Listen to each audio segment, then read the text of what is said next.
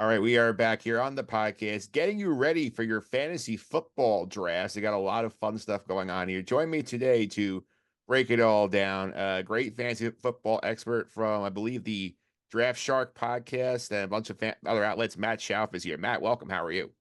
I'm great, Mike. Thanks for having me on.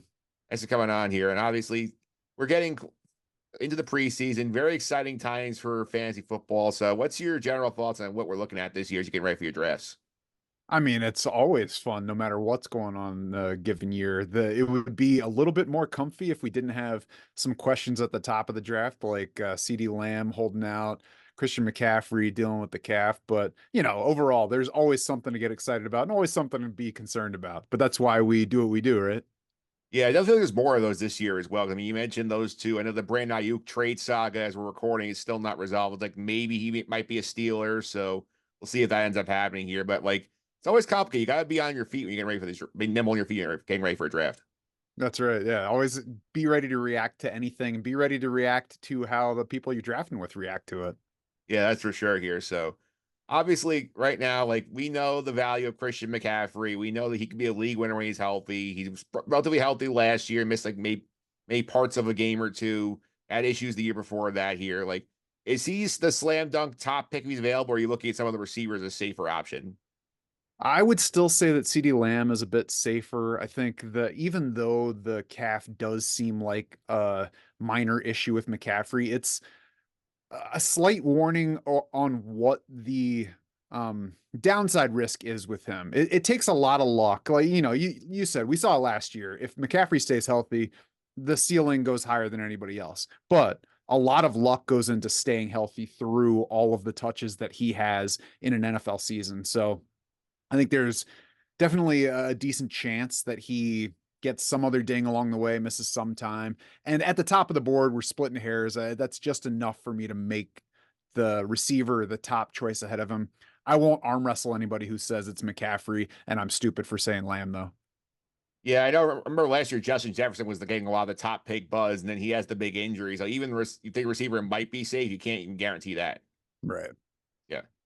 And also, obviously, first round where most people are paying attention in the mocks is trying to see what are we doing for this and that. So obviously, there's always this tier of guys that, okay, I feel safe with these guys. Then when I get to this pick, then I actually have to start like making tough decisions. Where do you think that pivot point is in the first round? Like, where's the spot you feel like I have to make a tough choice if I'm picking a player? For me, it's right around pick 9.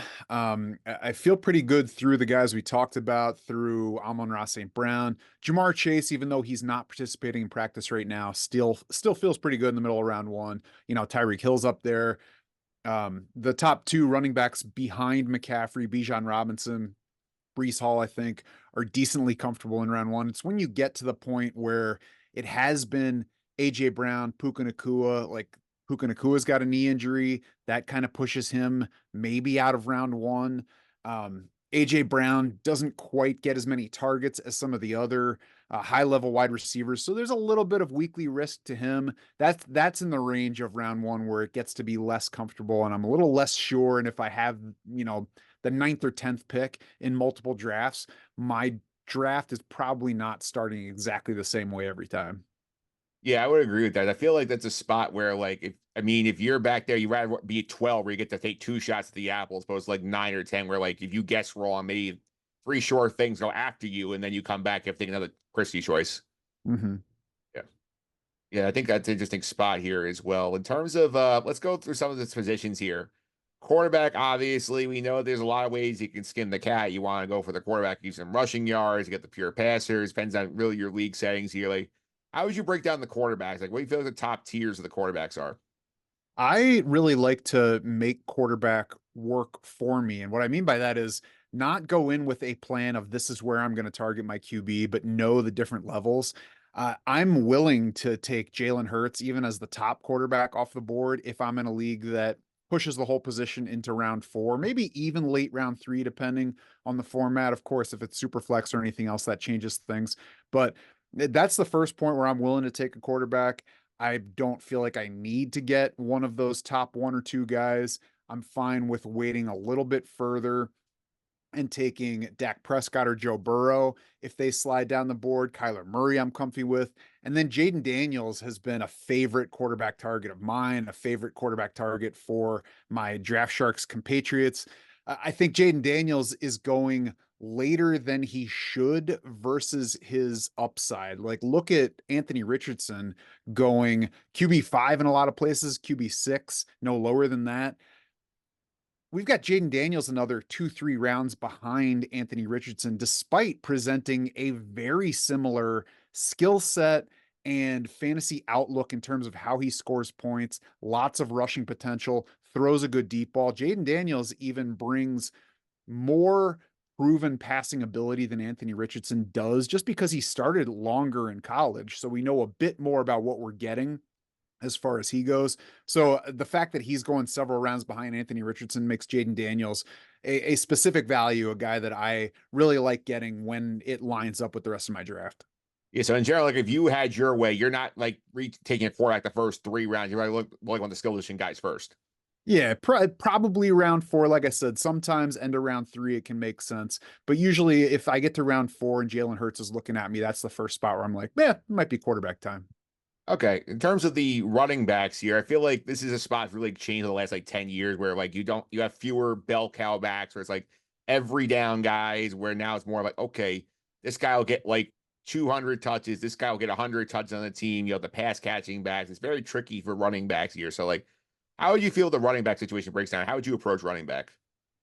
It's funny. I mean, it's changed in a couple ways. Not only has the NFL changed the way it uses running backs, where we have fewer true workhorses, but fantasy drafters have changed. Not everybody, and it certainly differs by league, but overall, you know, just a couple years ago, zero RB sounded like a crazy strategy that nobody played. And now it's affected things to the point where you can find like the 12th running back in round 4, maybe even round 5, depending on what kind of league you're drafting in. So you don't have to jump up and you don't have to reach for running backs. You don't have to say that by the end of round 3, I need 2 of them or whatever your previous strategy was. Now, the other side of that is sometimes you can steal value where you wouldn't have gotten it before. Like you can take that wide receiver in round 1, maybe take a running back in round 2 and round 3, get 2 guys among your top 8 and have an advantage there over the rest of your league. So I think my biggest thing about how to approach running back is to do so around how my draft is going, both running back and wide receiver. I think there's enough flexibility to really just play it off your draft. If you're drafting with people that are pushing running backs up, if you see 6 of them leave the board by the end of round 2, if 12 of them are gone by the middle of round 3, then maybe that team you're focusing on wide receiver early and taking some running back values that slide. James Conner is always a primary value target for me. And on the other hand, if you're drafting with people who are prioritizing wide receivers early, there are a lot of uncomfortable wide receivers in round 2, I think. So I have no problem taking that second round running back, even if I took Christian McCaffrey or Brees Hall in round 1. I have no problem getting out of round 3 with 1 running back. I'm sorry. I have no problem getting out of round 3 with 2 running backs and 1 wide receiver. I don't have a problem with maybe even grabbing my 3rd running back before I've gotten a 3rd or 4th wide receiver, depending on how many receivers I start. So really that flexibility is the key this year. Yeah, no, I had this situation come up last year in my home league where I was basically sitting at 11 and like all the runners were out the board. I sort of backed into 0 RBs by accident. I took Debo, Devontae Adams, Terry McLaurin the first 3 picks. I ended up drafting Raheem Mostert late and ended up paying out. So it shows your RB can work with a little luck. Yeah, and that's the thing is you want to have some strategy going in, but you don't know how the 10 people in front of you are going to draft. So if you get to 11, you don't want to say, well, I know I want to start with a running back, even though the 3 that I was hoping to get are already gone. I'm going to go ahead and take the 4th guy. Maybe that's your answer, but the answer might be to say, all right, fine. If the draft is going to go that way, then I'm going to switch and take receivers here. And, like you said, you get to round 3 and it's like, well, I still like the receiver. So I'm going to keep going with this and just really lean into this particular build. Yeah, for sure. Here and receiver obviously has had a big like evolution in the draft past year, especially in PPR leagues or half PPR. People realize the value of receivers, especially in a modern NFL. It's focused on pass catching here. Like the number 1 receivers can get a lot of points, and like I feel like the floor is safer for them than the top running backs here. So like how are you approaching receiver here? Like, how many receivers you feel comfortable drafting the first like couple of rounds, saying I feel good that these would be like wide receiver one or wide receiver twos on my team? It really depends on the specific players for me because I think mixed in with the relatively safe guys are some potential landmines. I mean, Nico Collins is coming off an excellent season, but he's also now in a more crowded wide receiver core that added Stephon Diggs, who I think we all know is not happy if he's not getting targets. So I think they added Stephon Diggs expecting to give him targets. They also have Tank Dell, who was excellent when he was healthy last year, to the point that Nico Collins wasn't the clear number one wide receiver when he and Tank Dell were both on the field before Tank Dell's injury. So he to me is just an example of somebody that's commonly going in round two that could wind up disappointing you. I think Marvin Harrison Jr. is going a little bit early. So that's why it's really the specific players available to me. I'm fine starting my draft with two wide receivers. I'm also fine having one receiver by the end of round three because I think you can get beyond that level and find guys like DJ Moore still on the board, T. Higgins still on the board. Both of those guys should be among, some teams' top three in your league starting more weeks than they're not. Devontae Smith, another possibility. So I really think even though we've seen wide receivers get pushed up in general, and I think that can lead some people to think I have to get a receiver here, otherwise I'm going to run out. You're not going to run out. There's always enough receivers. And part of the NFL throwing more in general, which is actually leaning back the other way over the past year or two. But, part of that is there are more fantasy viable wide receivers. And it might not look exactly like it always did on that front, where you need to get, the target hog for every team. I think there are not quite as many of those and plenty of guys in that, 18 to 25% target share range where some of them slide past round three. It's definitely interesting. I know you brought the rookie receivers up. I think is obviously interesting because always these are the shiny new objects and fans. They say, oh, like I want to get like my hands on one of these guys. It can work sometimes. A couple of years ago, like Garrett Wilson, Chris Olave gave you big fantasy seasons. Last year, the class wasn't as great here. Like, how do you feel about like this year's crop? Because obviously you had the three at the top of the draft with Harrison, Malik Neighbors, and Rome Odunze. Like, there's the depth throughout the board receivers. A lot of receivers came out here. Like, do you feel like it's something where like you want to get one of those guys, your teammates, like a wide out three? Do you fault people try and say, oh, I believe Harrison's next big thing? Like, how do you approach the rookie receivers? I think Harrison's going a little bit early. He certainly could pay off at his draft price. We've seen rookie receivers pay off at that draft price. I mean, we saw Puka Nacua do so last year, despite not having near the pedigree of Marvin Harrison Jr. So I won't say that he can't pay off, but he's getting drafted at a level where he really has to. He has to have a terrific rookie season to be worth where you're drafting him. So I haven't been targeting him. Malik Neighbors is going probably further behind Harrison than he should based on their combined pedigrees, draft positions, and positions with their teams. Like Malik Neighbors certainly isn't playing with as good a quarterback, most likely Daniel Jones versus Kyler Murray, but that I think is built into a significant gap in their draft price. We'll see what happens with Malik Neighbors as we get closer to, more drafts happening the end of August and the start of the regular season. I think Malik Neighbors is probably climbing some, but it makes me a little bit more interested in him versus Marvin Harrison Jr. Rome Odunze is interesting. If I can get him as a wide receiver 4, I like that because I think there's the upside for him to be better than Keenan Allen right away.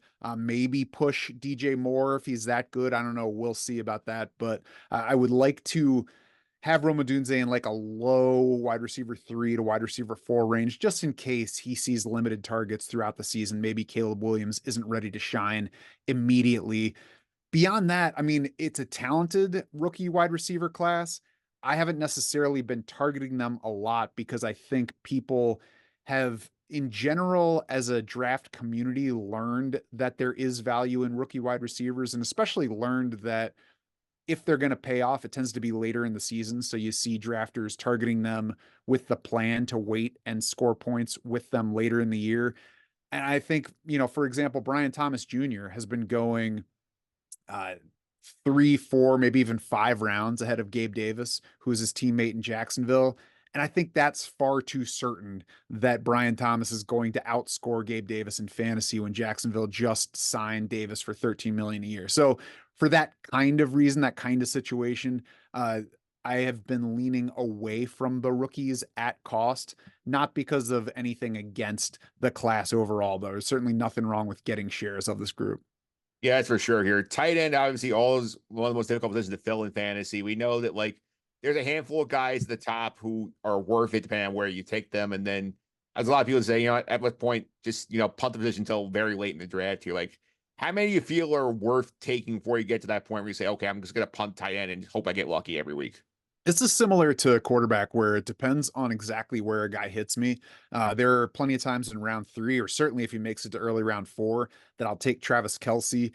Sam Laporte has been going a little bit earlier than will make sense for me, but Mark Andrews is another high level tight end. We'll see what happens with the car accident that just got reported today. I haven't seen exactly what we're looking at for him on that front, but assuming Mark Andrews is healthy, I think he's going a little bit later than he should versus the other tight ends. Evan Ingram is going slightly later than he should. He's been a target hog in Jacksonville the past couple of years. So that's just like another step down where Trey McBride, Dalton Kincaid, Sam Laporta probably going a little bit earlier than where I want to target them. But those 3 stepping stones, Travis Kelce, Mark Andrews, Evan Ingram, are a good kind of start for where I consider drafting a tight end, depending on where it hits me in a specific draft.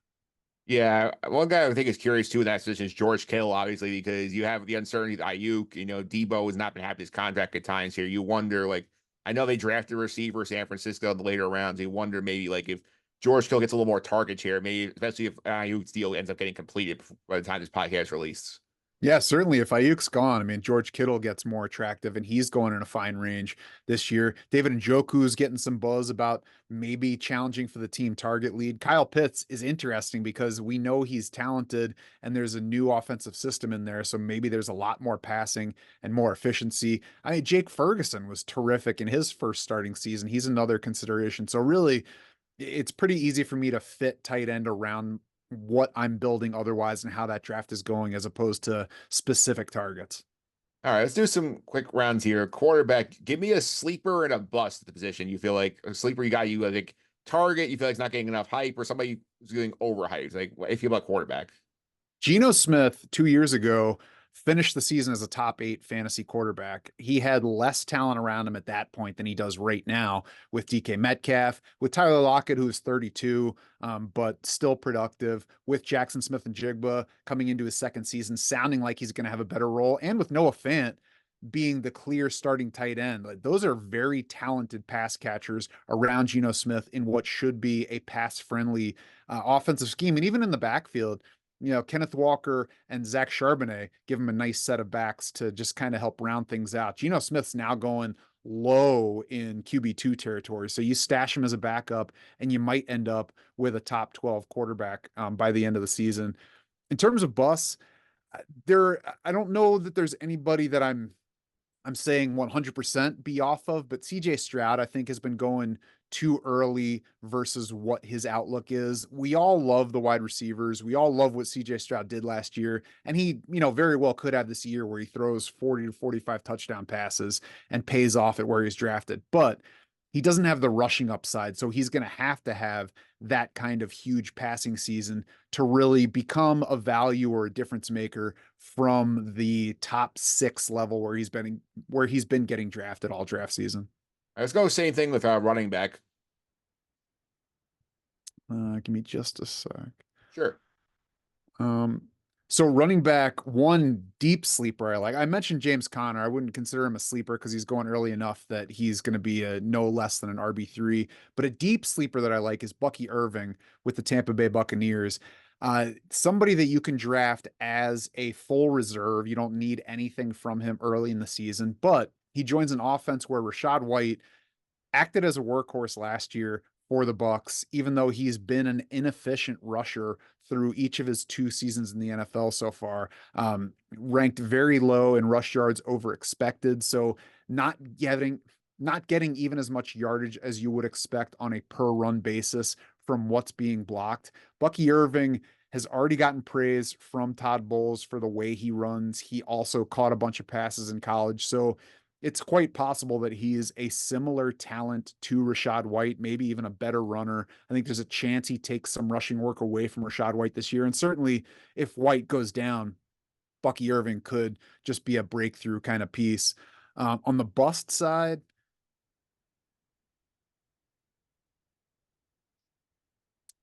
I there's not really anybody that I've been well, I guess the other part of the Bucky Irving thing is Rachaad White is a player I have not been targeting because I think there's the downside risk that he loses work even without getting hurt. James Cook is another player that's going, I think, earlier than what his talent merits. His role with Buffalo at the end of last season after they switched offensive coordinators, supports where he's getting drafted, but we're talking about a guy who in college was not ever the team's lead runner. And you can blame that on the talent he played with, but we don't often see running backs go from not being lead runners in college to being strong lead runners in the NFL. So I'm wary of James Cook where he's going. He's somebody I'm just kind of passing on, either taking running backs before him, or if he's the next guy up on my list, I'll wait and take somebody after that. Yeah, I think one guy who's in that category for me is not even like maybe the bus more of like a stay away. I feel like is Saquon Barkley. I know he gets the talent upgrade, supporting cast at Philly, but again, there's so many mouths to feed there, and like I'd be scared of like having a situation where like they're down near the goal line, Jalen Hurts and Cole's own number, and they can run the Philly the tush push and get him in the end zone. I feel like that's something you'd be running a risk with. You take Saquon. It's certainly a potential risk. What I try to caution people with in a situation like that is we've never seen Philly invest in a running back like they did with Saquon Barkley. So we're not going to know until the season starts exactly what their usage plan is for him. I would imagine that they would prefer to run Jalen Hurts less, even near the goal line, and give it to Barkley more just to protect their quarterback, who was nursing a knee injury for a lot of the second half of last season. So yeah, there is definitely risk that Barkley has trouble scoring touchdowns because he's sharing that goal line stuff with Jalen Hurts, but there's also a chance that he just explodes playing behind the best offensive line of his career. Yeah, let's go receivers here. Is there a receiver sleeper you like right now? I feel like, because obviously the rookies are gonna get all the headlines here, but I feel like there are guys who switch teams. Maybe they moved up a role in the depth chart. I feel like there's definitely guys out there you can keep an eye on, maybe late in your draft and end up being steals for you. Yeah, I don't think he's quite a sleeper because he's going in wide receiver 3 range, actually wide receiver 4 range in a lot of places. But Deontay Johnson, I think, could easily outperform his draft position. He should be the clear lead target for the Panthers this year. We saw last year where a 33-year-old Adam Thielen got a ton of targets and was producing as a wide receiver 1 for 2/3 of that season before Frank Reich got fired. So I think Deontay Johnson is a younger, better version of what that Adam Thielen was and could draw dominant target share. I think Jackson Smith and Jigba has the upside to be better than Tyler Lockett this year and even maybe challenge the target count of DK Metcalf, another guy that you can take in wide receiver 4 range who could have upside at least into wide receiver 2 range. We'll see what the ultimate ceiling is on him. If we're talking later, like somebody that you take very late in your draft, I do like Marvin Mims in Denver. And the most recent reports and the usage in the first preseason game haven't been awesome for him. He might continue to be a limited guy, but Sean Payton has said that he wants to get him on the field more. And we don't have to know at this point whether that's going to turn out to be true because Marvin Mims is going very late in drafts. So you stash him as a reserve. If nothing happens, you drop him for somebody who is working out. And if it does, I mean, he has the talent to at least be the number 2 wide receiver on that team, if not challenge Cortland Sutton for the target lead. Yeah, I think one guy I have my eye on the sleeper side. I know he's coming off an injury, so it might be discounted. But I think Mike Williams on the Jets, obviously, know he can do as a deep ball guy, and Garrett Wilson can get a ton of attention. Brees Hall as well. But like, I feel like if there's a situation where they get competent quarterback play, whether it's from Rodgers or Tyrod Taylor, if Rodgers misses time here, I think Mike Williams. I think if you're looking at wide out 4, wide out 5 range, the guy I feel like he could have some value there late in the draft. How do you feel about him? Yeah, Mike Williams is a favorite sleeper of my pal Jared Smola at Draft Sharks. So you certainly can't argue with the pass production. You can't argue with a guy who makes most of his living in the end zone working with Aaron Rodgers, who is among the best of all time at touchdown rate versus his passing. All right. Last one for me here. Tight end. Obviously, we talked about this a little bit earlier here. Like trying to pick a bus is very like random here, but give me a sleeper. Somebody you feel like that's not getting enough hype here. You feel like could make some noise. I think Tyler Conklin is going later than he should. He's going low in tight end two range. And every year we see a player or two that go down in that range. It just seem like they come out of nowhere to finish among the top 12. I think Tyler Conklin is a solid bet to be that guy this year. He has been among the top three Jets in targets each of his past two seasons, despite arriving for the same price on a per year basis with CJ Uzama, who has since moved on. So he's gotten the targets in the past. He was tight end 18 last year in PPR despite scoring zero touchdowns. So now he gets Aaron Rodgers. That should help the zero touchdown thing. And, they added Mike Williams, but there's still room with Aaron Rodgers as a starting quarterback for three fantasy relevant targets to be supported in that passing game. Maybe even for Tyler Conklin to be a more efficient producer than Mike Williams relative to their two positions. So I think Tyler Conklin is a guy similar to Geno Smith at quarterback, where I like stashing as a tight end two and seeing if he can become a tight end one for me. Like if you don't find a spot where you want one of the top 12 tight ends as you're drafting, I would be just fine with emerging from a draft with Pat Fryermuth and Tyler Conklin as my two tight ends, and then just riding whichever one turns into a weekly producer. Yeah, and definitely one thing to remember too with the Tyler Conklin situation, that Aaron Rodgers have a tendency to make some of these no-name tight ends into viable fantasy guys. In case people forgot about the Robert Tonyan 12 touchdown year a couple of years ago. Yeah, it was a pretty crazy season, but yeah. Yeah. All right, Matt. Thanks for all the time. Really appreciate it. People want to follow the social media, keep up with your podcast. How can I do that? Absolutely. Find me on Twitter, or now X, I guess, at SchaufDS. All my stuff is at draftsharks.com. Articles, podcasts there. You can subscribe to the Draft Sharks YouTube channel to get notified whenever we put new videos up. We're putting at least two up a week at this point throughout the regular season. And then, those all go out in audio form if you're a podcast listener as well. So, Mike, again, I appreciate you having me on, and I always love talking this stuff.